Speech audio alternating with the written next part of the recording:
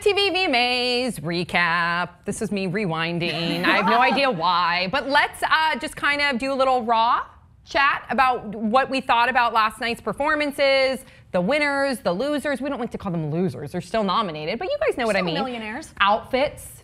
Oh, yes. Because you liked, what outfit were you talking to me about? Katy Perry. It got very meta, you know, where she's doing the Britney Spears 10 years ago denim thing. Also, for once, I liked what J-Lo was wearing. Yeah. For once. She usually wears things that are so like, oh, you're so sweaty, you must be so sweaty, you must be so sweaty in that. You know, they're like sticky ice skating outfits. This wasn't bad as far as her body, too. Oh, yeah. I think her body's looked the best it's ever looked. I was like stuck on it last night. I want to say, I want to tip my hat to the venue.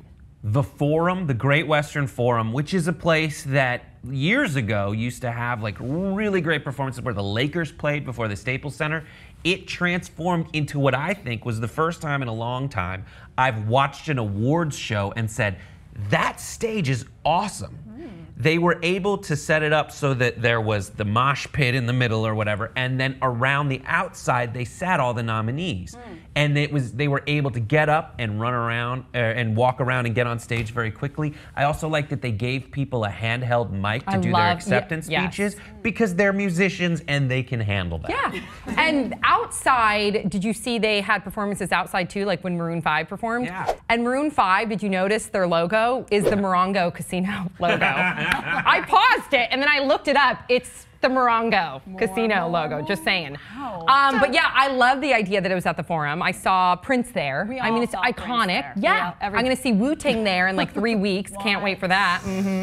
But let's go over some of the highlights. So some of the highlights, who performed last night. So we know Beyonce, she accepted the Vanguard Awards, 17-minute performance. It blew me away. To me. Did you watch the performance? No, I see, and I'm gonna get cable. I know. I'm gonna start watching these shows. I promise. I always do the recaps in the morning to see who won, what were the moments for stuff like this. And the Beyonce thing is crazy to me. I just can't believe they would. I know you loved it, but like that's just. It's not a Beyonce concert. But she was the Vanguard Award winner. That's why they gave her. But even the Oscars tributes don't last that long to the people of the. I thought she knocked it out of the park. Not like the Beyonce performance. It went on for so long. It made me think of R. Kelly's "Trapped in the Closet." Oh my God! I thought it was rambling. It continued into so many different parts, and I think the moment that typifies it, that just reduces it all down into one ridiculous theme, is when she's singing about the birth of her baby. And behind her, they have video of when the baby was a baby, and they age it to make it look like it was shot in 1982. And it was like last year. But it was last fucking year. Okay, Your baby is still a baby. I'm alone in this because I definitely, and I'm not a huge Beyonce fan. I think she's fantastic and talented, but I've never gone and like paid money to go see her in concert. But last night I was like stuck on my TV throughout her whole 17-minute performance. I felt like I was watching just pure incredibleness. Cool. But besides that, of course, there's a lot of, like last year and the year before, a lot of camera shots to Taylor Swift dancing, which they do every year. I mean, I think they're slowly transitioning over into a Kardashian clan cam. I saw that too.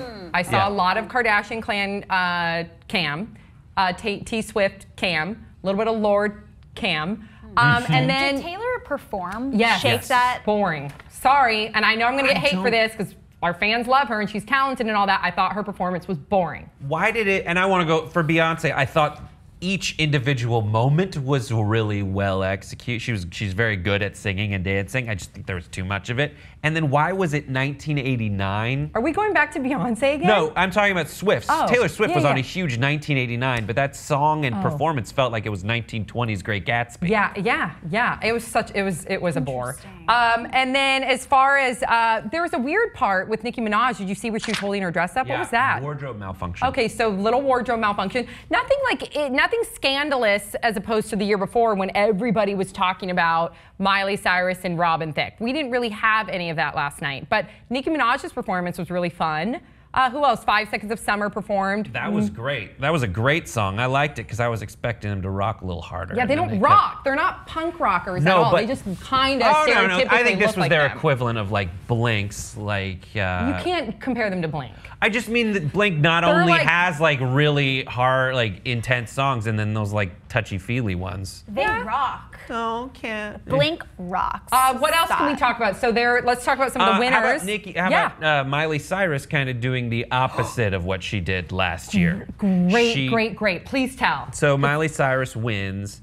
Video of the year. Video of the year for Wrecking Ball, and I'm like, oh, this must be the director that she's sending up, but instead it's a kid who's homeless, a runaway. Yep. And he gives a speech about raising awareness of all that stuff. And she's crying, sitting, watching him like tears. It was amazing. I was very angry with the producers of it because they kept going away from the kid who's talking about this great cause, which is the 59,000 homeless, and this is just in Los Angeles.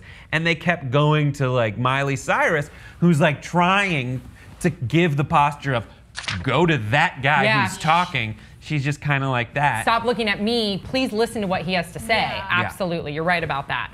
I thought that was fantastic. Way to go, Miley. And then some of the winners last night. Let's see. So I felt like the winning was orchestrated so that everyone gets one. Yeah, It is. there the wasn't VMAs. a heavy winner. I mean, wasn't. Yeah, it's not as closely regulated as say the Tour de France. Right. You know? Although just as much doping. You know. It is such a political thing, and Oscars are like that, Emmys are like that. It's so political, and it's so mainstream that it's really frustrating.